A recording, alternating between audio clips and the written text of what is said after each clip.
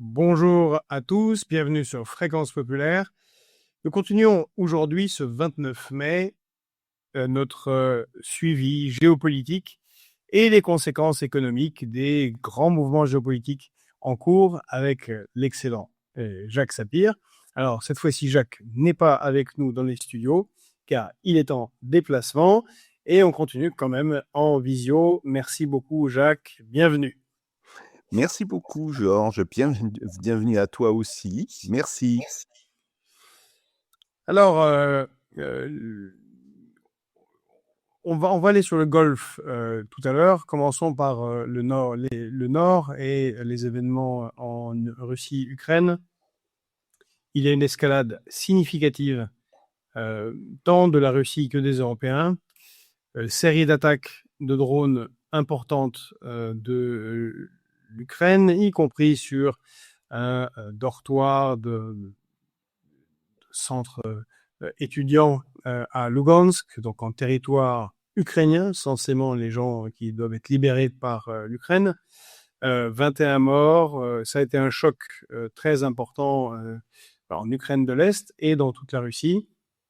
Ça fait suite à une série d'attaques de drones massives ukrainiens dont certains finissent par passer. Alors, on l'avait vu sur les raffineries, mais aussi sur des villes comme Moscou. Et eh bien, la Russie a fait toute une série de tirs aussi avant les événements de ce dortoir à côté de Lugansk et juste après, et des attaques massives, y compris en annonçant, en demandant aux Occidentaux de ne pas rester à Kiev. Il y a eu un coup de téléphone entre Lavrov, ministre des Affaires étrangères russe, et Marco Rubio, ministre des Affaires étrangères américain, pour demander le départ des diplomates américains, ce qui est le cas. Les Européens, par la voix de Kaja Kallas, ont dit « nous, on reste avec les Ukrainiens ». Et on vient d'apprendre, alors juste là, dans la matinée, aujourd'hui, Jacques, que des drones russes avaient touché le territoire de la Roumanie, soit parce qu'ils sont tombés, soit parce qu'ils ont le contrôle a été perdu par les Russes et a été pris par les Ukrainiens. En tout cas, on a une escalade claire et nette des deux côtés. Oui, il y a visiblement une forme d'accélération de la guerre, et d'ailleurs pas seulement sur les questions de drones, aussi au sol. On le voit d'ailleurs à la fois sur les cartes qui sont faites par je dirais, les cartographes ukrainiens comme par les cartographes russes. Alors, prenons d'abord la question des drones. L'Ukraine maintient maintenant depuis plusieurs semaines, voire plusieurs mois, une offensive aérienne, et comme dans toute offensive aérienne, aussi efficace soit-elle, la DCA russe ne peut pas tout intercepter. Il s'agit de vagues de drones de 100, 150, 200, etc. Bon, il y a toujours quelques-uns qui passent. Donc ça, c'est quelque chose, mais c'est quelque chose qui existe depuis, je le répète, plusieurs semaines, voire peut-être plusieurs mois. Et donc, il n'y a pas là quelque chose de significatif.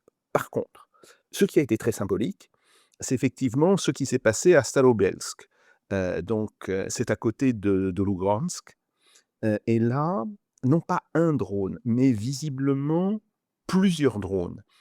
Certaines sources russes, en particulier le journal Kommersant, disent 16 drones ont frappé, alors ce que les Russes appellent une université pédagogique, ce qui correspond grosso modo en français à une école normale. Heu, Ou les anciens IUFM. voilà, les anciens IUFM, ou C'est quelque 16 drones, chose. c'est 16 drones, mais surtout en 4 vagues. Oui, C'est-à-dire surtout en plusieurs 80, assauts au même moment. voilà, et c'est ça qui est très significatif. Bon, ça a été tiré de nuit, ils ont touché l'internat. Et il y a eu 21 morts. Le fait qu'il y ait eu plusieurs vagues d'attaques montre que c'était une attaque délibérée.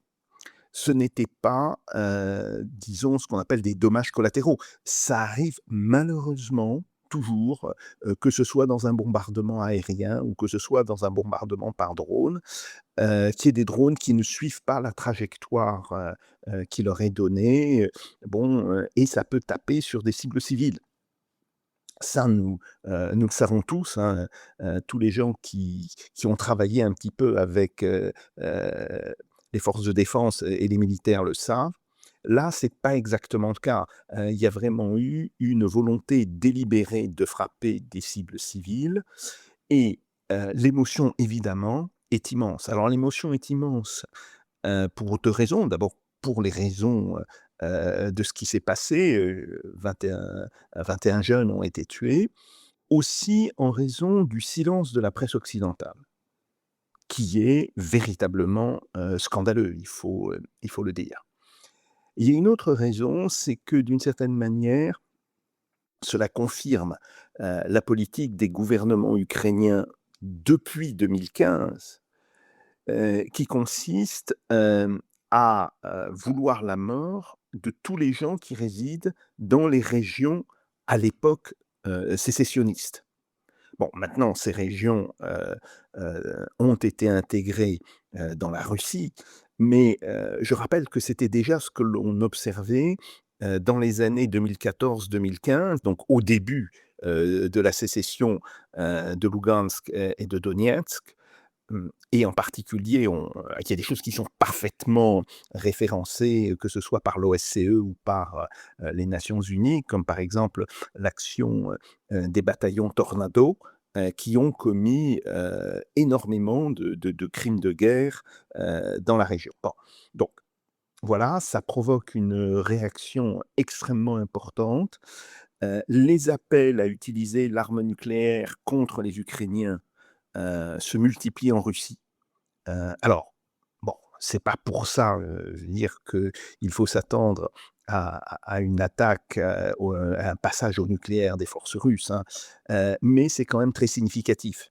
Il y a là une forme d'exaspération et d'exaspération aussi devant ce qui est perçu par les Russes comme une faiblesse de la réponse des forces russes et ça, c'est un point important. Alors, on a beaucoup dit le tir la nuit suivante sur Kiev et sur les régions environnantes de 111 missiles et de 600 drones était une réponse. Ce n'est pas le cas. Ce n'est pas le cas et il y a une manière très simple de le prouver. Ce plan de feu ne peut pas être improvisé en quelques heures. Ce plan de feu a visiblement été préparé, depuis au moins 2-3 jours avant. Et donc, ça ne correspond pas à une forme de réponse, symbolique à ce qui s'est passé à Starobielsk. Par Donc contre, il il y faut a quelque chose. attendre, quelque chose d'autre. Oui, Il faut s'attendre à quelque chose d'autre. tout à fait, tout à fait. Hem, Par exemple, pour l'usage du missile Oreshnik, qui a visiblement, visé et touché, un centre, de maintenance et de reconstruction militaire, qui est à côté d'un aérodrome, bien. Heu, il faut, je dirais, plusieurs heures, voire peut-être 24 heures pour préparer un Oreshnik et par ailleurs, normalement, ce tir doit être notifié, si tu veux, pour qu'on ne le confonde pas avec une attaque nucléaire. Donc, il y a dû avoir émission de ce qu'on appelle une NOTAM, et qui a dû avoir lieu quelques heures avant. Donc tout ceci ne cadre pas avec, l'idée, d'une réponse symbolique. Bien. Par contre, l'ampleur de la frappe a été considérable. L'ampleur de la frappe a été considérable et alors la presse occidentale en parle beaucoup moins, mais ce que l'on constate, c'est que, en fait, la frappe ne s'est pas arrêtée à cette grande frappe sur Kiev.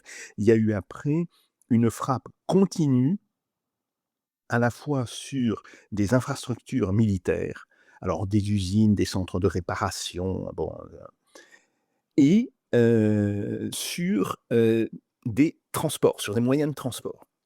Ça c'est un petit peu nouveau. Ça c'est un petit peu nouveau, ça correspond à, si on veut, une volonté d'encager, une partie de l'Ukraine en empêchant les transports, d'arriver ou de sortir, de cette région. Bon, tout ceci indique qu'on est dans une phase d'aggravation très nette, du conflit. Par ailleurs, je signale que les tirs, par exemple, sur les usines de Kiev, ont fait malheureusement, des victimes collatérales. Il y en a eu 4. Et ce que ça nous dit, si on analyse un petit peu ce qui se passe, c'est qu'une frappe de cette intensité et de cette masse, a fait finalement très peu de victimes collatérales. Si cette frappe avait été faite par les Israéliens ou par les Américains, les morts se compteraient au moins en dizaines et probablement en centaines. Il y a des frappes, qui sont, entre 4 fois et 5 fois moins importantes sur Gaza, qui visiblement ont fait, plus de 150 morts. Donc il faut faire très attention. Les Russes, visiblement, sont, relativement, je dis bien relativement, économes en vie humaine, en sens qu'ils cherchent vraiment la précision. Ça, c'est quelque chose, d'absolument évident et ils ne cherchent pas à tirer, spécifiquement, sur des cibles civiles, même si, quand on a une charge de 800 kilogrammes, ou d'une tonne, qui explose et que c'est dans une ville, eh bien oui, il y a toujours, des dommages civils, extrêmement importants. Donc voilà, ça Et c'est surtout, s'il y a des nouveaux tirs dans Kiev avec les diplomates qui ne sont pas partis, euh, il y a des chances qu'il y ait plus de civils tués. Et en retour de ça, comment il apparaît a priori clairement que l'attaque sur cette institution universitaire était voulue. Les Ukrainiens sont pas stupides, ils savent très bien que ça va mener une riposte.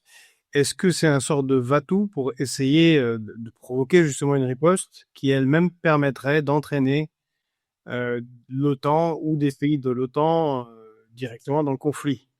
Est-ce que c'est ça le motif? Parce que sinon, on voit pas très bien quel est l'intérêt de s'attaquer comme ça à des civils. alors, je sais, et je sais pour en avoir, discuté, hem, par internet, hein, par courrier électronique avec un certain nombre de personnes, qu'il y a au sein, de l'état-major ukrainien, des gens qui, souhaitent provoquer une frappe nucléaire russe sur l'Ukraine. Et évidemment, enfin, ils jouent sur l'émotion que ça a provoquée. Donc comme je l'ai dit au départ, il y a quand même eu, beaucoup de réactions en Russie, sur le thème: «Mais que fait notre gouvernement? Notre gouvernement, est timide, il est mou, il ne frappe pas de la manière dont il faut frapper beaucoup plus, nous avons des armes nucléaires tactiques, c'est ce qu'il faut utiliser», et cetera, et cetera, et cetera. Bon, pour l'instant, le gouvernement, ne cède pas du tout à cette pression et lui maintient une ligne, extrêmement, je dirais militaire, et on voit très bien que l'usage d'armes nucléaires n'apporterait absolument rien, heu à aux frappes, russes, donc il s'en tient à des frappes, classiques, bon. Même si, ce sont des frappes qui sont extrêmement, par moments extrêmement puissantes, hein. Et puis je rappelle quand même qu'un missile Oreshnik, c'est, 36 têtes, certes avec pas beaucoup d'explosifs, mais qui arrivent avec une vitesse de, 3 à 3,5 kilomètres/seconde, sur le sol. Comme, tous les anciens, des, terminal S ou des terminal C, d'autrefois, s'en souviennent sans doute, l'énergie est égale, à la moitié, du carré de la vitesse, et donc évidemment ça fait, des dommages, tout à fait phénoménaux. Bon, donc ça, je dirais là-dessus la question est close. Ce que l'on constate aussi sur le terrain, c'est depuis maintenant une dizaine de jours, une reprise importante de l'offensive russe. Alors, la ville de Konstantinovka est en train de tomber. Visiblement, les Ukrainiens reconnaissent eux-mêmes que 45% du territoire de la ville est sous contrôle des troupes russes, mais surtout que les forces ukrainiennes sont coupées de leurs arrières. Et donc, ils vont chercher à s'infiltrer pour s'extraire de la poche qui est en train d'être disons, formée et fermée. Bien, donc on voit bien que les troupes russes continuent d'avancer. Cette ville est le dernier verrou avant l'attaque de Sloviansk et de Kramatorsk. Et on signale depuis 4 jours régulièrement la présence de petits groupes de sabotage.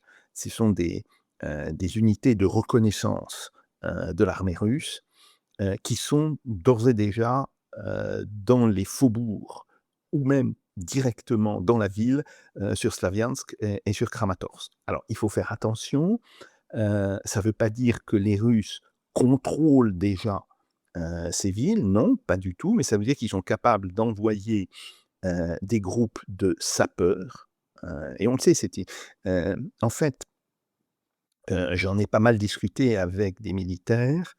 Il est frappant comment l'armée russe actuellement depuis 2 ans, reprend la tactique de l'armée nord-vietnamienne dans je dirais, les 2 dernières années de la guerre du Vietnam, c'est-à-dire une infiltration par des gens du génie d'assaut, qui parfois passent d'ailleurs par les canalisations des eaux usées, l'ensemble des canalisations qui existent sous une ville moderne, bien sûr. Au Vietnam, c'était la The Rats War, la guerre des rats. Oui, tout à fait. Alors, la guerre des rats couvre aussi la notion des tunnels que creusaient, que ce soit le Viet Cong, c'est-à-dire les forces communistes sud-vietnamiennes, mais aussi l'armée du Nord-Vietnam. Non, là, c'est vraiment des groupes d'assaut du génie qui pénètrent, qui font des sabotages, hem, qui, d'une certaine manière, installent des marqueurs pour des frappes ultérieures, que ce soit avec des drones ou avec des bombes planantes, la CAB 500, voire la CAB 1000, qui est de plus en plus utilisée par les forces russes. Donc voilà, on est dans la phase, je dirais, du démarrage de la bataille pour Slaviansk et pour Kramatorsk. Et le fait que cette ville soit en train de tomber, et ça devrait prendre encore 2 à 3 semaines, mais maintenant l'issue ne fait plus guère de doute, indique que l'on va rapidement rentrer dans les choses sérieuses.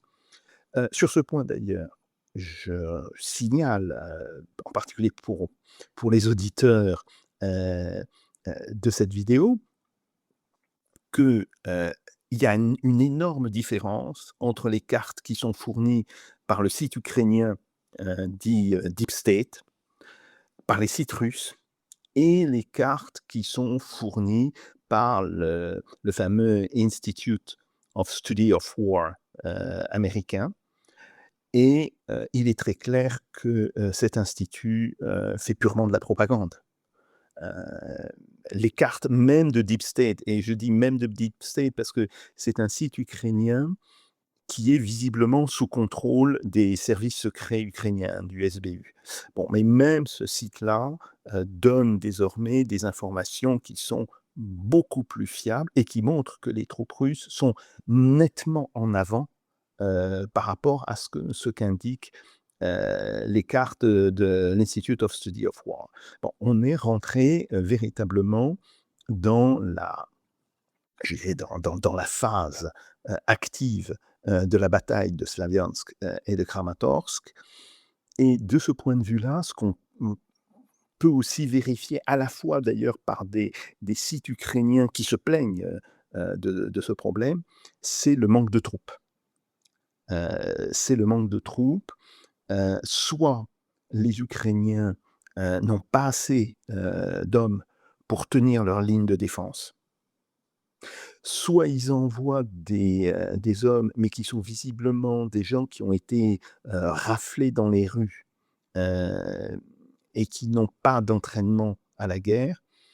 Et ces pauvres gens deviennent évidemment les premières victimes des drones et de l'artillerie russe. C'est absolument dramatique et ça explique aussi pourquoi les pertes ukrainiennes sont en train de monter de manière très forte.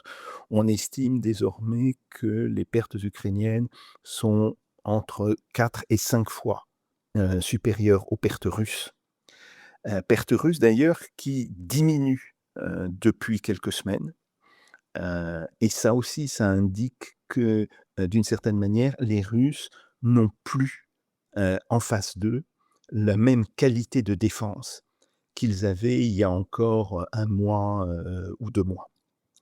Bon, donc voilà, on voit que, l'armée ukrainienne est véritablement à l'os, et les Russes continuent d'avancer très méthodiquement et cetera. Et je Heu, reviens sur la question, de l'escalade, parce que dans le même temps, euh, tu as parlé des citoyens russes qui mmh, demandent plus d'action. Et le gouvernement russe, spécifiquement Vladimir Poutine, commençait à être chahuté. On en a déjà parlé ici, on l'a déjà noté depuis longtemps, mais ça ne fait que s'aggraver, ne pas faire assez. Et puis on en a parlé, il y a aussi Karaganov, donc ce mmh. théoricien euh, qui a infléchi pour le changement de la doctrine nucléaire, qui lui a fait son émission chez Glenn Dizon, qui a été beaucoup commentée, qui parle de bien d'attaque à l'arme nucléaire. C'est aussi un ambassadeur russe qui a été autorisé à passer dans les médias pour dire, cette fois-ci pas, puisque c'est quand même un officiel, pas d'attaque nucléaire, mais des attaques y compris sur des sites de fabrication de drones en Europe, sur territoire de l'OTAN. Les Européens ont l'air d'aller droit devant sur cette question. Est-ce qu'on n'est pas au bord d'une escalade qui peut dépasser le cadre de la guerre entre la Russie et l'Ukraine? Alors, d'une certaine manière, ce cadre est déjà dépassé, depuis, 2 ans, hein, 2 ans, 2 ans et demi. Heu, les actions, des pays de l'OTAN, à mon sens, ne correspondent plus du tout au cadre de la non-belligérance. Bien sûr, il ne s'agit pas encore d'affrontements frontaux, mais on commence en particulier au niveau du ciblage, les interventions, des Britanniques ou des Américains, sont absolument, évidentes. Bon, OK, je pense que les Russes ne veulent pas, en tous les cas, provoquer, une riposte de l'OTAN qui donnerait à l'OTAN, je dirais le plaisir, de dire que nous avons été attaqués. Donc, cette histoire d'un bombardement sur des capacités de production hors Ukraine me semble, pour l'instant, être exclue. Et je dirais, aussi, si le gouvernement russe devait prendre cette décision, ça s'insérerait dans des décisions beaucoup plus dramatiques, dont là, possiblement, l'usage de l'arme nucléaire. Donc les Russes ne vont pas, s'amuser, sauf peut-être pour faire une démonstration, mais ne vont pas s'amuser à tirer délibérément sur des cibles militaires, hors du territoire ukrainien.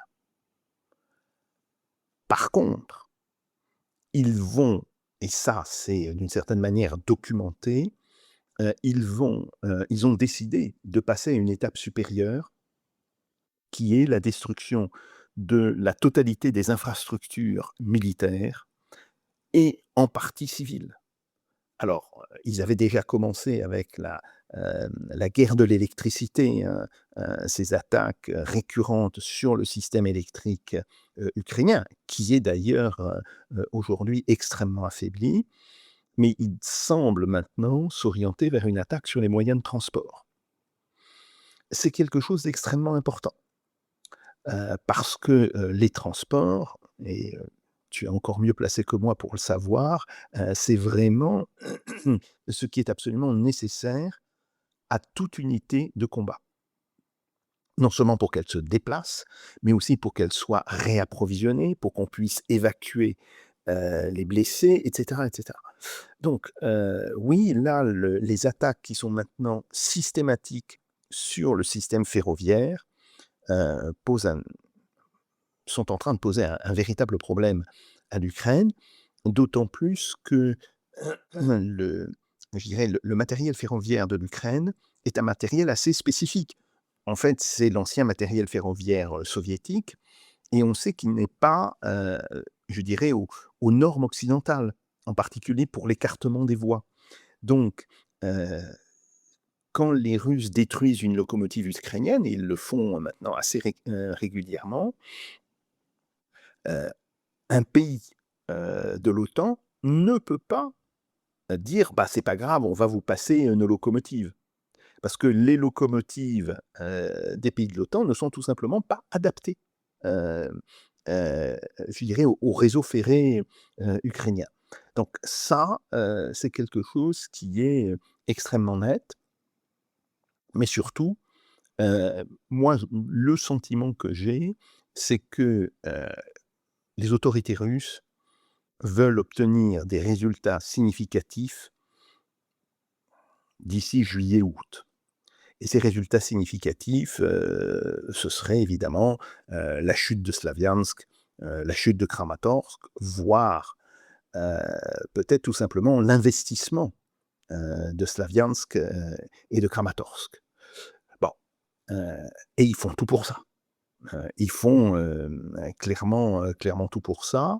De ce point de vue-là, on se rend compte que c'est bien le pivot de la bataille actuellement. Les opérations qui par ailleurs se poursuivent, que ce soit vers Zaporijia, où les Russes avaient avancé, les Ukrainiens ont contre-attaqué, les Russes ont contre-attaqué la contre-attaque. Bon, et cherchent à enfermer les troupes ukrainiennes dans une poche.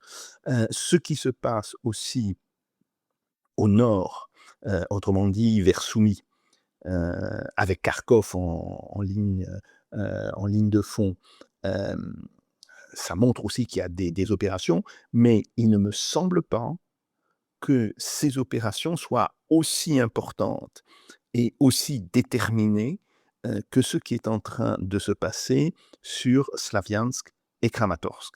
Il est clair que si l'une des deux villes, voire les deux, devait être évacuée à un moment ou un autre par les forces ukrainiennes parce que la pression russe serait trop forte, ce serait une victoire majeure pour les Russes.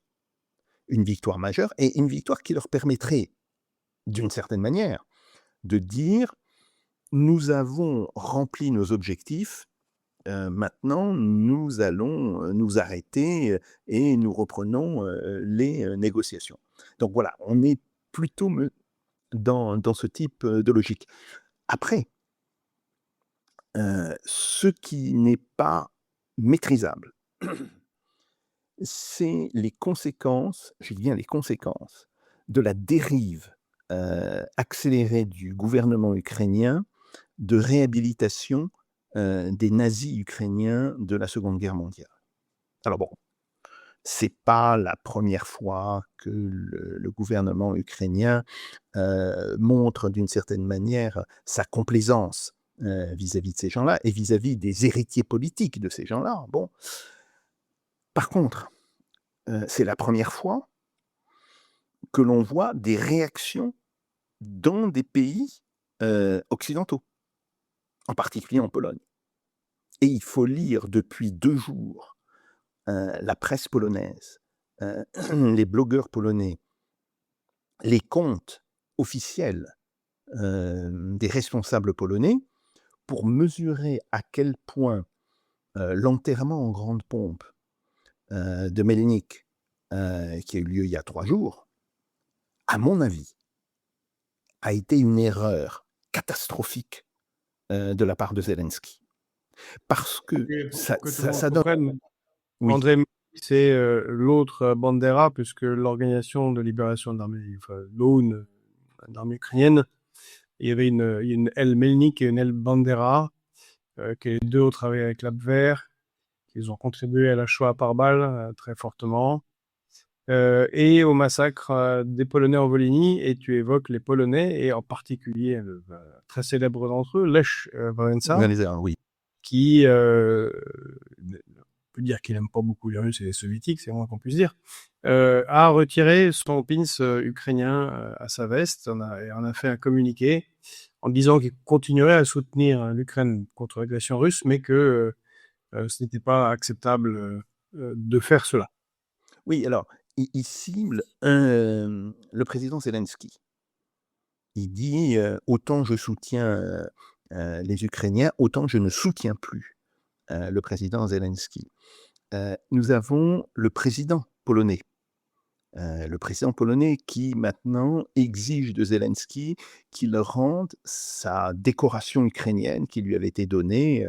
Bah, tu sais, c'est comme quand le président français décide de donner la Légion d'honneur à un dirigeant étranger. Bon, ok. Mais le fait que le président polonais dise non, rendez-nous votre décoration, vous n'en êtes plus digne, c'est significatif. On a aussi un autre signe qui est très important, la réaction du mémorial Yad Vashem en Israël. Évidemment, la réhabilitation de fait de Melnik, ça passe pas. Ça peut pas passer en Israël.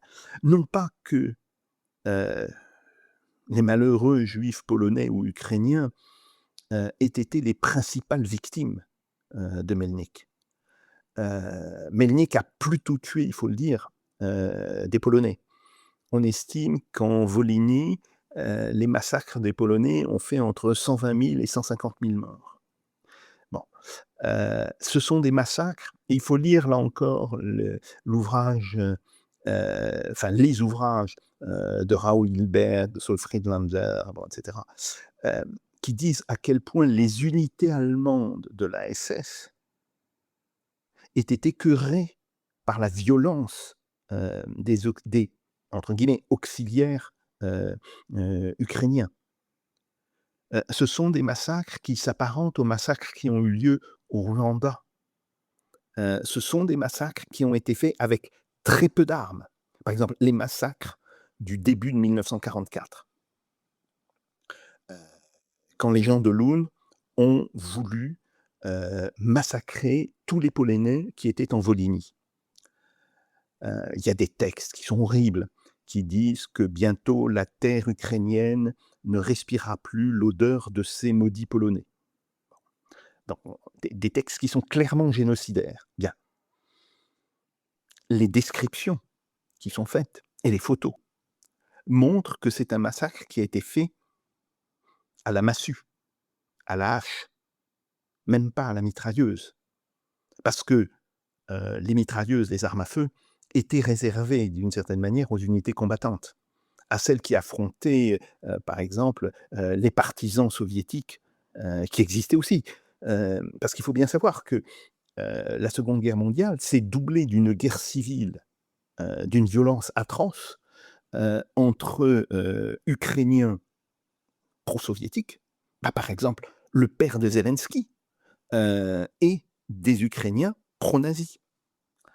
Bon, donc tout ceci est absolument horrible, mais là, je vois un début de changement d'opinion en Europe centrale, avec désormais des officiels qui disent on ne peut plus, d'une certaine manière, respecter le gouvernement ukrainien.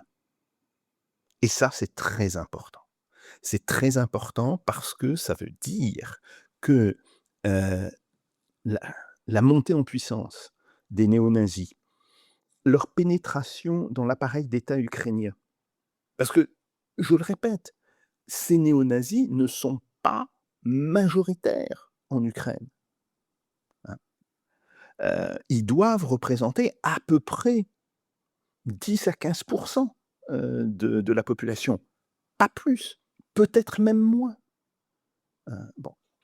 Mais leur Mais ils sont pénétration bien installés. tout à fait, ils sont bien installés et leur pénétration au sein, de l'appareil d'État, ukrainien, d'abord provoque un mouvement de recul, des Polonais, mais ça ne m'étonnerait pas que d'ici quelques jours, on voit la même chose chez les Hongrois, chez les Roumains, qui aussi ont eu à souffrir heu, de ces milices ukrainiennes. Bon et puis surtout, bah, ça donne raison, aux thèses des Russes. Les thèses des Russes qui disaient depuis le début: «Il faut dénazifier l'Ukraine». Alors, dénazifier l'Ukraine, ça n'avait pas beaucoup de sens en 2022, et moi j'ai toujours été extrêmement, réservé par rapport à ce slogan. Mais aujourd'hui, quand on voit ce qu'est devenu l'appareil administratif ukrainien, eh ben oui, ça va, d'une certaine manière, leur donner raison et oui, il va se poser un problème de dénazification de l'administration ukrainienne.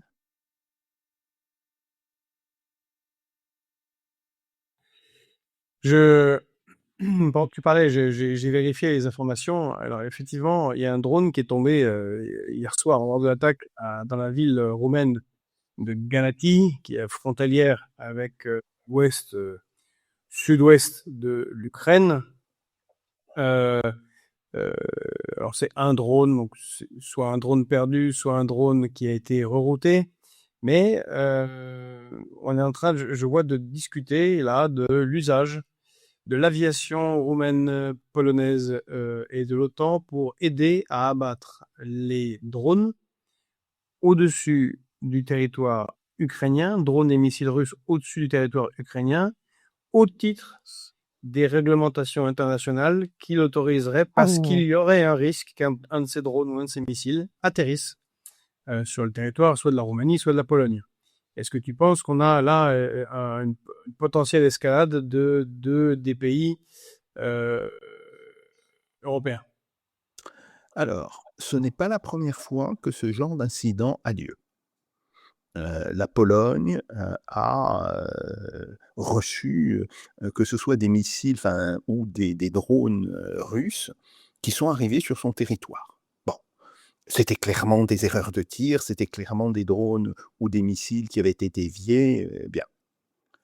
La position des Polonais, jusqu'à maintenant, a toujours été, «Nous nous donnons tous les moyens pour protéger notre espace aérien, mais nous n'interviendrons pas sur l'espace aérien, ukrainien». En réalité, très vite, la Pologne et l'Ukraine vont en revenir à ce type de position. Pourquoi? Parce que s'ils décident d'aller dans la bataille, ukrainienne, au-dessus du ciel ukrainien, ils pourraient être aussi victimes, de tirs de riposte russes, que ce soit les avions ou les batteries, de missiles. Bon et bon, les Ukrainiens, eux, ont les moyens, d'une certaine manière, de faire face pour un temps, à ce type de situation. Les Roumains ne l'ont pas du tout. Donc ça voudrait dire que les Roumains, appelleraient à ce moment-là, heu, des forces alliées de l'OTAN, françaises, britanniques, et cetera. Honnêtement, je n'y crois pas. Je n'y crois pas, je pense que c'est uniquement, une forme de gesticulation. En plus, ce qui est intéressant, c'est que, même les Roumains sont en train de reculer. Ils disent maintenant: «C'est un drone qui a atterri sur le toit d'un immeuble». On voit bien, c'est à mon avis probablement un drone, qui avait été endommagé, dont la connexion a été perdue bon, qui a continué tout droit, bien. Donc, en un sens, les Roumains, préparent le terrain à la thèse du, «Bon, mais n'y revenez pas, hein, recommencez pas, vous avez fait une petite bêtise là». Bon, d'accord, OK, ça va se régler, diplomatiquement et dans le contexte actuel, la Pologne ne fera absolument rien qui puisse soutenir l'Ukraine. D'ailleurs, le président polonais a dit qu'il n'était pas question que l'Ukraine rentre dans l'Union européenne et qu'elle se heurterait au veto de la Pologne.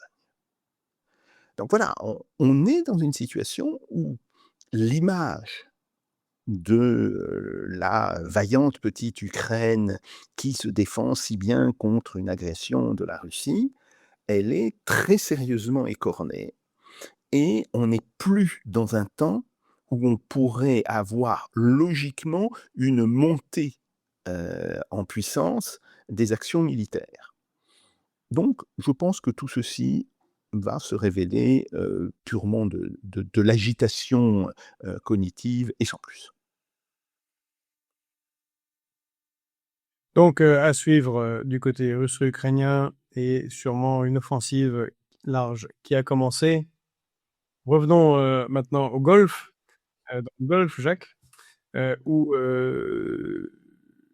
où on ne sait pas non plus trop bien où on en est. On est entré dans le troisième mois, Mmh. là maintenant, aujourd'hui, je crois même, Mmh. ou hier. En Non, tout cas, dans le 4e mois. non, oui, pardon, on Les vient de oh, finir exactement 90 jours. 40 jours de conflit, enfin 37, et 50 jours de cessez-le-feu, voilà, plus ou moins, et de négociations, même si on ne sait pas trop qui négocie avec qui. Alors justement, il y a cette question des négociations. On en a parlé déjà avec toi. Donald Trump, très clairement, et on a fait un article sur le site mmh. Média sur 1789 Capital, qui est une des sociétés que dirige un des fils de Donald Trump, Donald Junior Trump, qui est passé en un an, alors d'une capitalisation de 250 millions de dollars à plus de 3 milliards 700 billions. Donc, Donald Trump lui-même a sa fortune qui a augmenté de 4 milliards et quelques autres amis de la famille dans le même ordre. C'est ce que tu avais dit ici. Tu avais supposé qu'il y avait une manipulation des marchés qui était faite par les déclarations tonitruantes de Donald Trump. Mettons ça de côté. On a quand même des déclarations tonitruantes. Un jour, c'est cesser le feu. Un jour, c'est pas cesser le feu. Demain, je vais vous annihiler. Non, nous avons quasiment signé quelque chose. Les Iraniens réagissent, mais pas du tout. On n'a jamais parlé de ça. Si, vous en avez parlé. Des attaques, des tirs de temps en temps. Là encore récemment sur le sud de l'Iran. Mais pourquoi est-ce que les USA et l'Iran n'arrivent pas à conclure des négociations alors qu'il y a d'autres négociations qui ont l'air d'avancer en ce moment même, que ce soit avec le Qatar, les Émirats Arabes Unis ou l'Arabie Saoudite. Qu'est-ce qui se passe? Même avec Oman. Même avec Oman. Même avec Oman. Oman que Donald Trump vient de promettre de raser si Oui, s'il n'est pas d'accord avec je ne sais quelle nouvelle élucubration. tout à fait, tout à fait. Alors oui, c'est vrai, il y a plein de négociations, sur le Golfe, des négociations dans tous les sens. Alors bien sûr, la négociation la plus importante, c'est celle avec les Américains, mais malgré tout, les négociations avec, comme tu l'as dit, le Qatar, l'Arabie Saoudite, Oman, bon, ne sont pas négligeables. Pourquoi? Parce que les pays arabes du Golfe ont compris, que les États-Unis n'étaient pas capables de les protéger.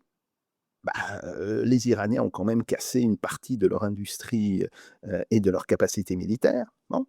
2, que de toutes les manières, l'Iran ne disparaîtrait pas, le régime des mollahs ne disparaîtrait pas et qu'il faudrait faire avec, dans l'après-guerre.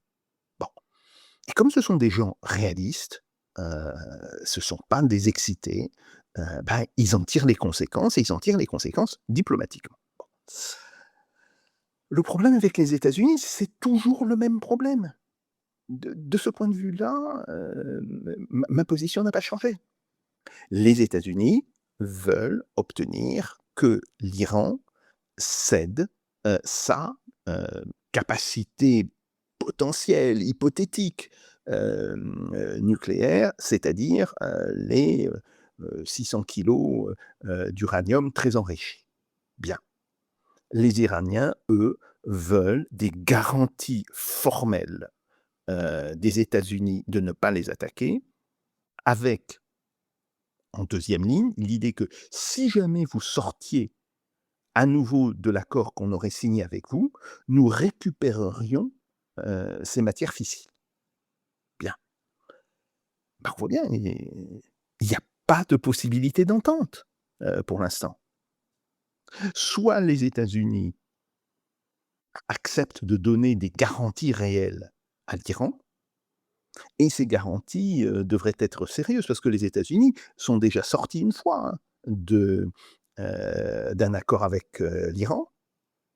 C'était pendant le premier mandat de Trump. Bon donc, on voit bien que pour que ces garanties, aient l'agrément des Iraniens, bah, il faudra qu'elles soient effectivement très sérieuses. Il faudra probablement qu'elles soient elles-mêmes regaranties par des pays extérieurs. On peut penser à la Russie et la Chine. Bon. Hem et d'un autre côté, les États-Unis ne veulent pas, donner ces garanties. Ils veulent, d'une certaine manière, se garder les mains libres. Tant que les États-Unis voudront se garder les mains libres dans cette question-là, il n'y aura pas d'accord. Il n'y aura un accord que si les États-Unis acceptent, des garanties contraignantes sur leur, capacité militaire. Bien, c'est très clair et là, à ce moment-là, on règle immédiatement la question du nucléaire. Les Iraniens eux-mêmes l'ont dit. Ils sont prêts à confier ce stock de 600 kilogrammes à une tierce partie. Alors certainement pas les États-Unis, mais une tierce partie, ça sera à mon avis très probablement la Russie. Bon, heu, voilà où on en est et pour l'instant, depuis parce que c ces termes de la négociation sont connus de tous depuis plus d'un mois. Pour l'instant, nous n'avons fait absolument aucun progrès dans cette négociation, donc nous avons resté dans la situation actuelle. Oui, c'est ça qui est important, Jacques, c'est qu'en fait, ici, il ne s'est rien passé. En réalité, beaucoup d'agitation, beaucoup de phrases. Par contre, effectivement, on a par exemple Galibaf, le président du Parlement iranien, qui est allé au Qatar, et le Qatar qui, sur son territoire, a la base principale américaine de l'USMCOM, euh, du commandement central américain sur la zone proche et Moyen-Orient, ainsi que l'Arabie Saoudite, par 2 fois, ont refusé de complaire aux États-Unis pour mener certaines attaques ou opérations de défense par rapport à l'Iran. Mais est-ce qu'on ne peut pas se demander, est-ce qu'il y a même des négociations? Parce que si on suit les différentes parties, les Iraniens ont l'air, eux, d'avoir une équipe de négociation qui se déplace avec plusieurs dizaines de personnes, comme il se doit. Et les Américains, c'est Witkoff, c'est Jared Kushner, il n'y a pas d'équipe. Or, tu le sais très bien, Jacques, à ce niveau de conflictualité, avec tous ces points à régler, c'est pas des discussions par Twitter ou même au niveau des présidents. C'est d'abord des équipes qui se rencontrent longuement, qui discutent de chaque détail. Puis une fois que quelque chose a été un peu mis en place, se rencontrent des dirigeants qui règlent les derniers problèmes. Mais on est Oui, très, très loin. On n'est même pas à la phase préliminaire de ce genre de alors négociation. je ne suis pas sûr qu'il n'y ait pas des réunions régulières entre Iraniens et Américains. Bien sûr, pas au niveau des grands négociateurs, parce qu'il faut se rappeler que, hem, c'est J.D. Vance qui désormais a la responsabilité de cette, négociation. Bon, lui-même ne va pas rencontrer un dirigeant iranien, tant que les choses n'auront pas été mises au clair. Bon, ça c'est évident. Mais il y a déjà il y a depuis longtemps, hein, depuis au moins un mois, il y a des réunions entre Américains et Iraniens à un niveau, bien sûr inférieur. Et ben, ils discutent. Alors ils discutent de quoi? Ils discutent, à mon avis, de ce que l'on fera une fois que l'on aura franchi l'obstacle que j'ai décrit, hein. Ils disent: «Voilà, bon, soit vous acceptez, nos conditions, soit nous acceptons en partie vos conditions, mais qu'est-ce qu'on fait après? Comment on organise après?» Et c'est effectivement très important.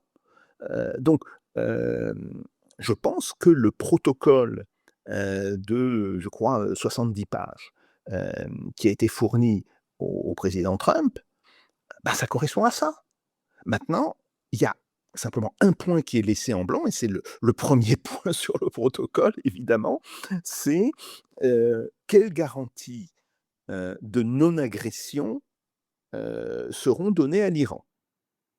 Bon, et là, le problème, c'est est-ce que les Américains admettent qu'ils ne sont plus, les plus forts sur la planète?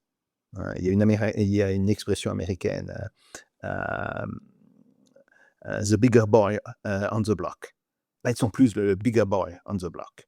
Voilà. Bien. Et donc, que oui, on est dans une négociation, et il faut donner des garanties à l'autre si on veut que l'autre lui-même accepte, de donner des garanties.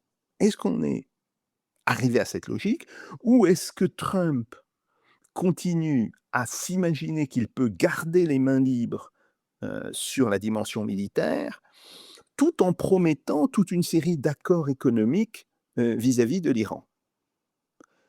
En fait, les Iraniens, sont parfaitement prêts à tirer un trait sur tous ces accords économiques, y compris l'abandon des sanctions, tant qu'il n'y a pas cet accord de non-agression, hein, et avec des garanties, de non-agression. Donc on est vraiment là sur quelque chose d'extrêmement important et de très symbolique. Parce que si Trump, à la fin des fins, accepte cela, eh bien, d'une certaine manière, il aura perdu officiellement. Quelles que soient je dirais les autres clauses, de l'accord. Et Donald Trump n'est pas psychologiquement câblé pour perdre. Et puis Netanyahou, qui est venu en visite à Washington récemment, n'a pas du tout, du tout, du tout envie de cette Ah non, sorte-là de crise. bien sûr que non, bien sûr que non. Mais, un, les États-Unis ne peuvent pas se permettre de maintenir indéfiniment, le déploiement de forces qu'ils ont dans le Golfe. Enfin, pas dans le Golfe, en mer d'Oman, et dans l'océan Indien, hein, puisqu'eux, ils ne sont pas dans le Golfe, concrètement. Bon, mais néanmoins, c'est un déploiement absolument, extraordinaire. D'abord, ça coûte cher. Ça coûte vraiment cher, hein, et ils vont devoir demander, le gouvernement américain va devoir demander une rallonge au Congrès. Bon, et puis, d'une certaine manière, ça épuise les hommes et les matériels. Bah, on avait déjà eu un exemple, avec, ce porte-avions qui était en Méditerranée, et qui a eu des petits problèmes parce que, son équipage était en fait sur pied de guerre depuis plus de 250 jours. Il faut rappeler par exemple que, historiquement, le déploiement d'un porte-avions doit durer à peu près 3 mois. Grosso modo une centaine de jours. Bon, donc il y a d'abord ça. Il y a le fait que, ben, bon an, mal an, les midterms commencent à se rapprocher et il est clair que si Trump va aux midterms dans cette situation-là, ni paix ni guerre, ça va être un désastre, politiquement pour lui, bien. Je ne dis pas que les élections vont bien se passer autrement, mais il peut tenter de limiter la casse. Bon, si on est dans cette situation-là, il limite, absolument rien du tout. Bien. Donc, d'une certaine manière, pour Trump, le temps est compté. Pour les Iraniens, à mon avis, au mieux, il n'est pas compté de la même manière, c'est-à-dire que, la capacité de résilience, des Iraniens peut s'étendre sur 8, 9, voire 10 mois et peut-être même indéfiniment, parce qu'on a de plus en plus d'informations sur des bateaux qui traversent le détroit. Alors, pas beaucoup. Je rappelle que avant guerre, il y avait entre 100 et 120 bateaux par jour qui passaient le détroit. Actuellement, la Lloyd's a indiqué qu'il y avait eu 54 bateaux en une semaine. Bah, c'est pas la même échelle. Néanmoins, ces bateaux qui sont, comme par hasard, des pétroliers, soit appartenant à des sociétés chinoises, soit sous pavillon chinois, sortent du pétrole iranien. Et les Américains, d'une certaine manière, ne vont pas les contraindre. On ne voit pas les États-Unis tirer un missile sur un pétrolier sous pavillon chinois. Bon. Donc, en fait, il n'est pas impossible, j'en ai pas la certitude, mais il n'est pas du tout impossible que l'Iran puisse tenir indéfiniment sur cette position. Bon, le indéfiniment, 2, 3 ans, 4 ans. Bien. Eh bien, donc voilà, Trump a un véritable problème. Et je pense que c'est à cause de ce problème qu'il a fortement réduit la cadence de ses déclarations. Autant il faisait des déclarations quasiment tous les jours, voire toutes les 12 heures, il y a 3 ou il y a 4 semaines, autant actuellement il est relativement silencieux. Ce qui veut dire qu'à mon avis, il doit chercher des positions intermédiaires, mais une position intermédiaire ne serait possible en théorie que si des puissances qui ne sont pas proches des États-Unis, autrement dit la Chine et la Russie, bon, sont incluses dans la négociation, et ces puissances peuvent dire à ce moment-là aux Iraniens, bon, on vous garantit d'une certaine manière que les États-Unis vous feront pas de problème, peut-être avec des accords, cette fois-ci de défense, accords qui n'ont jamais été signés de par la volonté des Iraniens eux-mêmes. C'est les Iraniens eux-mêmes qui avaient dit: «Nous ne voulons pas d'un accord de défense. Un accord, d'entente stratégique, oui, on est tout à fait d'accord, mais nous ne voulons pas d'accord de défense parce que ça limiterait nos capacités». Là, je pense qu'ils ont compris que, leurs capacités sont de toutes les manières maintenant, limitées, et ils peuvent parfaitement accepter un accord de défense, cosigné par la Russie et par la Chine. Et ça serait évidemment une forme de garantie, hem, pour les Iraniens. Bien, est-ce qu'on arrivera à cette solution intermédiaire? Est-ce qu'on arrivera à une version plus dure, en réalité, de l'accord JCPOA, dont les États-Unis étaient sortis sous Donald Trump, je le rappelle, dans le premier mandat de Donald Trump? Je n'en sais rien. Je veux dire, la palette des possibilités diplomatiques est quand même extrêmement large. Bon, mais le fond reste le même. Le fond, c'est, heu, les Iraniens veulent obtenir des États-Unis la garantie qu'ils ne seront pas attaqués demain matin. Ils disent: «Vous nous avez fait le coup 2 fois, vous nous avez fait le coup une fois, stratégiquement, en sortant du JCPOA. Bon, vous nous avez fait une deuxième, vous nous l'avez fait une deuxième fois, tactiquement, en nous attaquant, que ce soit, heu, lors de la guerre des 12 jours ou que ce soit au début de cette guerre. Maintenant ça suffit. Il faut être un peu sérieux. Si vous voulez qu'on ait confiance dans votre parole et qu'on agisse d'une certaine manière, de manière significative par rapport à ça, eh ben, il faut que, heu, vous acceptiez, de nous donner des garanties. Voilà. Alors, on est d'accord, Jacques, que pendant ce temps où ça n'avance pas, ces négociations, malgré les 54 navires en une semaine, c'est-à-dire un peu moins de 8 par jour, et puis de toute façon, qui sont plutôt à destination de pays amis, Chine ou autres BRICS, il n'y a pas plus de choses qui transitent par Non. le détroit d'Ormuz qu'avant. Donc, on a toujours, à chaque jour qui passe, 11-12 millions de barils de pétrole qui ne passent pas, Mmh.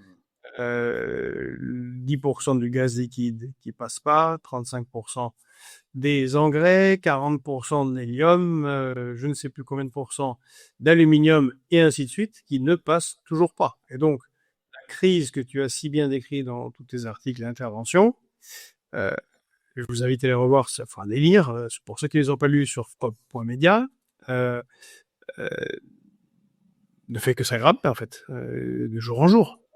Et Oui, je me rappelle que tu nous avais dit, si ça continue comme ça, sans destruction supplémentaire, hein, mmh. juste on continue sur la même lancée, donc, tout est fermé, rien ne passe par le détroit d'Ormuz ou quasiment rien.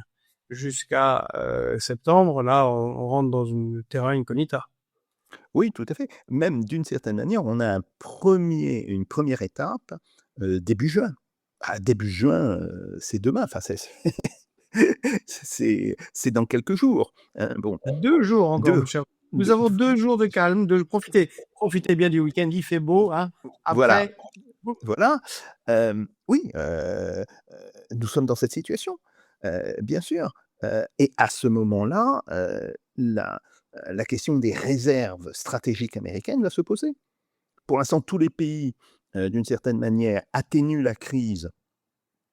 Alors, ils l'atténuent quand même parce que, le prix de vente du baril de pétrole est extrêmement élevé, à ce qu'il était par rapport à ce qu'il était en février. Bon, mais ils atténuent un petit peu le choc, en ouvrant leurs réserves, mais ces réserves sont en train de s'épuiser. Elles sont en train d'atteindre le niveau des réserves en dessous duquel aucun pays ne veut de tomber. Heu, c'est grosso modo le niveau, stratégique, le niveau qui correspond aux besoins des forces militaires, des pays.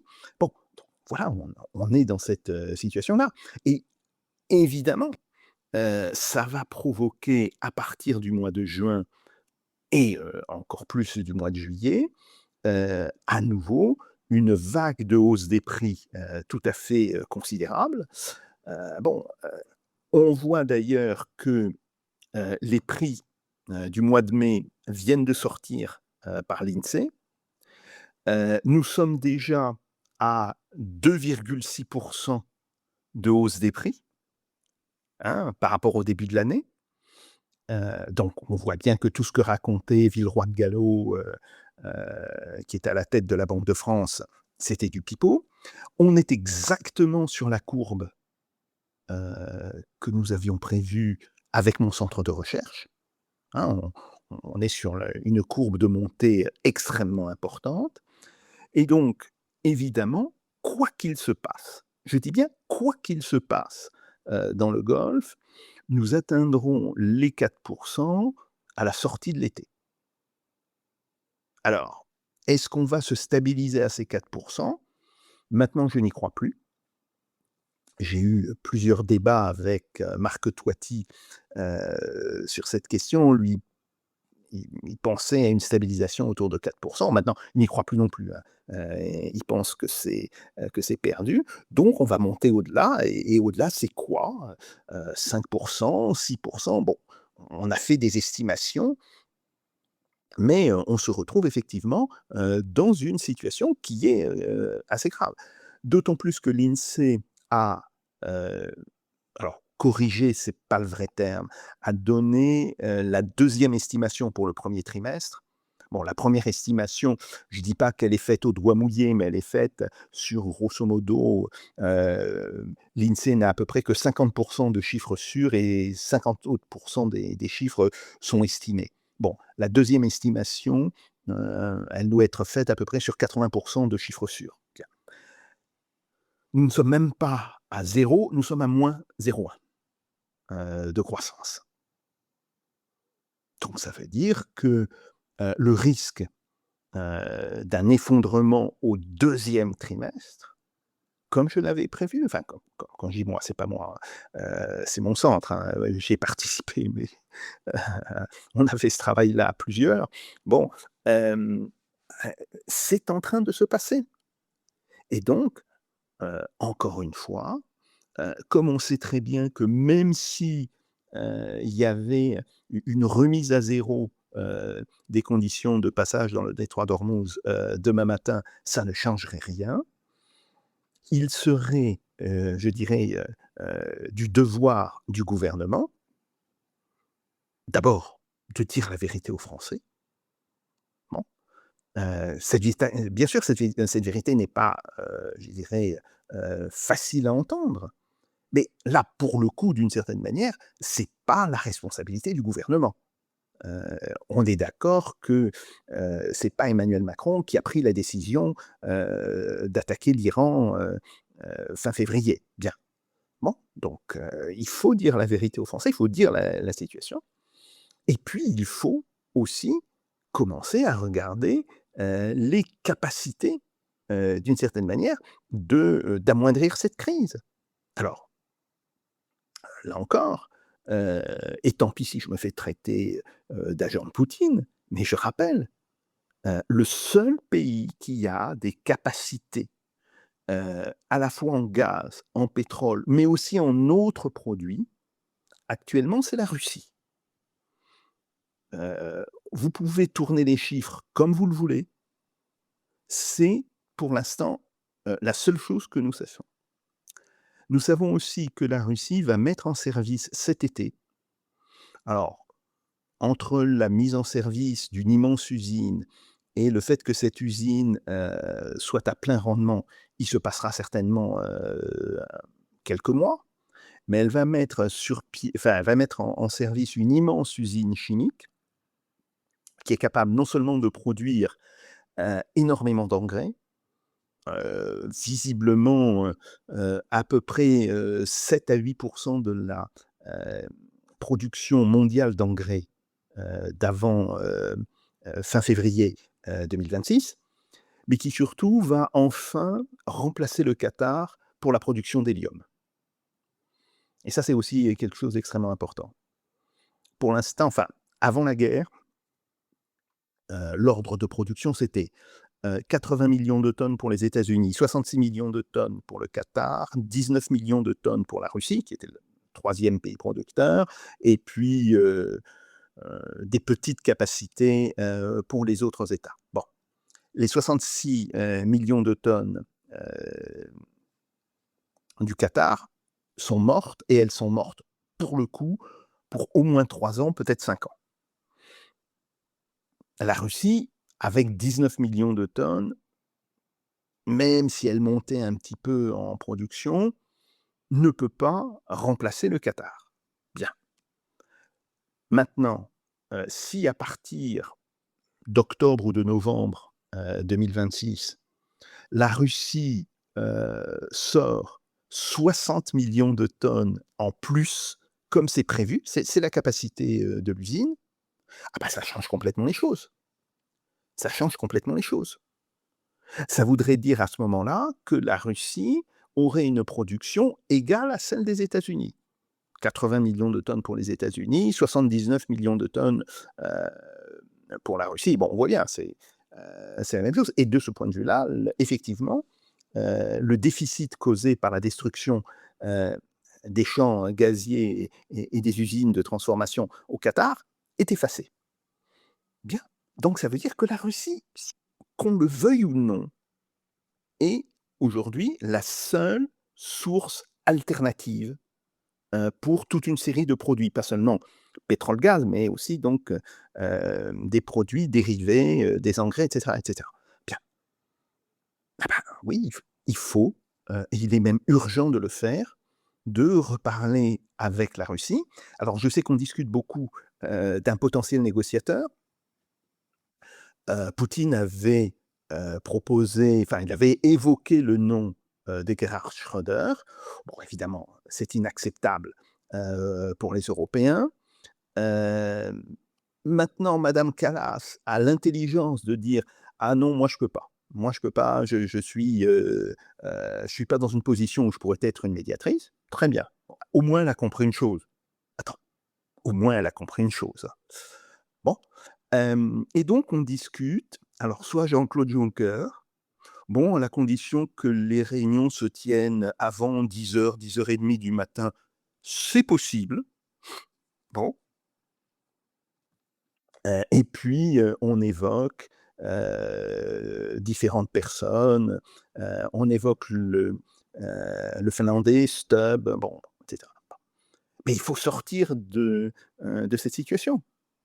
Il faut se décider pour l'indésignation d'un négociateur, que ce négociateur aille rapidement à Moscou. Sinon, la seule solution, il faudra que chaque pays envoie son négociateur. Et moi, je me demande même si, devant les, je dirais, les velléités à ne pas y aller, que montrent les autorités européennes, il ne serait pas, beaucoup plus judicieux que la France envoie un négociateur, quitte à dire: «Bon, tout accord qui serait passé entre la Russie et la France, dans le cas d'un accord entre l'UE et la Russie, évidemment, serait réintégré dedans. Très bien, si on veut jouer à ça, qu'on le fasse, c'est pas important, en réalité. Mais ce qui est important, c'est de reprendre, langue directement avec, les Russes et il faudrait absolument, envoyer un négociateur qui ait à la fois la confiance du président français, autrement c'est pas la peine, et la confiance du président russe, parce que là aussi, si c'est pas le cas, c'est pas la peine. Il faut trouver une personnalité qui soit capable d'y aller et qui soit capable de parler de l'ensemble des sujets, à la fois des sujets économiques à court terme, mais aussi des sujets stratégiques à moyen et à long terme. Bon, euh, Eh ben, je te vois venir, Jacques, même tu es venu complètement. Est-ce que c'est pas un peu un fantasme ce que tu nous dis? Parce que, alors, c'est formidable si la Russie peut produire l'hélium qui ne sort plus du Qatar. Enfin, si les Européens n'en achètent pas, pour nous, ça va pas beaucoup nous aider. Je suis très content pour les Malais, les Indonésiens et tout un tas de pays dans le monde, mais là, probablement, le chemin qui est donné par les Européens, c'est plus de participation à la guerre en Ukraine contre la Russie, c'est plus de co-belligérance, c'est plus d'aide à l'Ukraine, c'est la fabrication de drones qui tape, puisque visiblement c'est l'arme un peu la plus efficace qui est trouvée, l'Ukraine contre la Russie. Si négociation il devait y avoir. Ce qui implique d'ailleurs de revenir sur le fait qu'ils ne veulent plus aucun gaz, ni pétrole, ni rien de la Russie à partir de 2028. Donc il faudra revenir sur tout ça. Euh, Ça va être quand même difficile, le négociateur côté européen, parce que Poutine va leur dire, c'est, vous êtes très sympathique, il n'y a pas de problème, on vous vend ce que vous voulez, bah, par contre vous arrêtez de produire des drones pour l'Ukraine. Intenable. ouais. Alors, là-dessus, il faut aussi un petit peu raison garder sur ces productions. Les productions de drones ne sont pas si importantes que cela. Les usines européennes ont beaucoup de mal à s'adapter à la production de ces drones à relativement faible coût, mais qui, à travers toute l'électronique qu'il y a dedans, ont des capacités qui dépassent de loin le simple avion sans pilote classique, et cetera. Bon, donc ça c'est un problème. Bon, on peut donner de l'argent. Cet argent sera tout simplement détourné. Bon, très bien, si on veut continuer d'enrichir, les mafieux, les semi-mafieux, les agents des mafieux, ukrainiens, qu'on le fasse, si ça peut faire plaisir à certains, qui je suis sûr par ailleurs, sont, tout à fait, demandeurs de rétrocommission. Mais, c'est pas sérieux, c'est pas ça qui va aider, l'Ukraine. Bon et puis par ailleurs, je pense qu'il faut savoir tenir ce discours, consiste à dire: «OK, nous avons un problème, géopolitique avec vous, qui s'appelle l'Ukraine. Est-ce qu'on peut le mettre sous cloche pendant, 6 mois, 1 an, et cetera. Nous ne montons plus, je dirais, en escalade verbale, parce qu'elle est essentiellement verbale, cette escalade, elle est pas réelle. Bon, et puis on négocie, sur des choses plus sérieuses. Parce que ce qui se passe. Si l'Union européenne n'arrive pas à se mettre d'accord sur un négociateur, si les Baltes, bon, d'autres pays freinent en disant: «Non, non, il faut quelqu'un qui soit dur, qui soit capable de tenir tête à Vladimir Poutine, blablabla, blablabla», bon, et cetera, et que tout ça, ça fasse traîner. Bah, il y a un pays, qui lui ne peut pas attendre indéfiniment, c'est l'Allemagne. Parce que, faut quand même le dire, hein, dans la situation économique, c'est l'Allemagne qui est la plus touchée. Les chiffres, de production de l'industrie allemande sont tout à fait catastrophiques. BASF, envisage de quitter l'Allemagne. Il l'envisage très sérieusement. Siemens, la grande enfin, c'est, le cœur de l'industrie électrique allemande. Siemens, c'est une entreprise qui est, absolument centrale dans le système industriel allemand depuis la fin du 19e siècle, en réalité. C'est très vieux, bon, et cetera, qui envisage de quitter, en partie, l'Allemagne, et cetera. On a toute une série, d'entreprises qui disent: «Bah, on peut plus, on ne peut plus». Donc on a, cette question-là, et de ce point de vue-là, heu, si les Allemands le font, nous ne pourrons pas ne pas le faire, et donc je pense qu'il vaut mieux que nous le fassions d'abord, d'une certaine manière pour, cadrer, heu, des négociations germano, russes, à venir. Parce que la notion de négociation germano-russe, excuse-moi, mais j'ai un petit esprit historique et j'aime pas ça. Je te le dis franchement, ça me rappelle trop de très, très, très, très mauvais, souvenirs, et je parle même pas du pacte, Molotov-Ribbentrop. En fait, je pense à tout à fait autre chose qui s'est passé bien avant. Bon, heu, donc voilà. Il faut le faire, et je pense qu'il faut il faut le faire maintenant. Quand je dis maintenant, il faut que, l'émissaire soit désigné, accepté par les Russes et envoyé d'ici un mois. Si on peut le faire, alors oui, là, on aura une voie pour débloquer. Après, on peut toujours dire: «Oui, on maintient nos accords pour 2028, mais on les met entre parenthèses», hein. On fait avec ces accords ce qu'on a fait en France avec la fameuse, constitution, de l'an 2. Hein, on la met, dans une belle boîte en bois, et cetera, et puis on est bien. On en reparlera plus tard, quand la situation, sera meilleure. Bon, on peut tout à fait faire ça, pour les accords européens, de manière à pas trop perdre la face. Bon, même s'il est clair qu'on va un peu la perdre, mais on peut quand même jouer à ce genre de choses. Là encore, il faut jamais sous-estimer l'imagination des diplomates. Les diplomates ont une imagination absolument débordante. Bon, parfois ils racontent n'importe quoi, mais parfois c'est utile cette imagination, et ça permet, d'enrober un petit peu les choses. Mais il faut faire, et puis surtout, il faut agir, et de ce point de vue-là, rien n'est pire actuellement que l'inaction. Eh bien, merci Jacques, on va rester là-dessus. Rien n'est pire que l'inaction et pour le moment, les choses sont plutôt figées et c'est pas bon pour l'ensemble des Pour Français. personne. Encore une fois, merci beaucoup Jacques. J'espère que malgré tes pérégrinations, on pourra t'avoir bientôt pour le suivi de ces événements.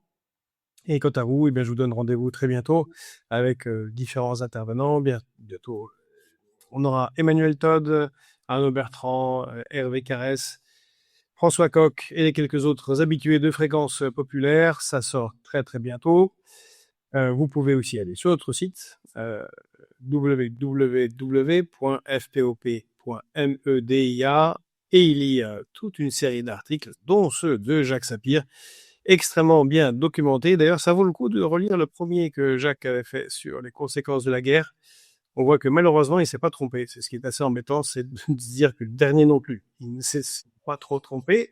Bon, voilà, c'est comme ça. C'est gratuit. Il vous suffit de renseigner un email. Et puis, pour ceux qui peuvent nous aider, eh bien, vous pouvez prendre un abonnement bénévole, disons, sur fpop.media à partir du prix d'un café par mois, 2 € par mois. Et pour les autres, vous pouvez aller directement sous cette vidéo, sous la page Stripe ou Tipeee et faire un don qui vous plaira, qui est défiscalisé à 66% pour ceux qui payent l'impôt sur le revenu. Voilà. J'ai fait ma promotion. Je vous remercie. Merci encore, Jacques. Et Merci. à très bientôt.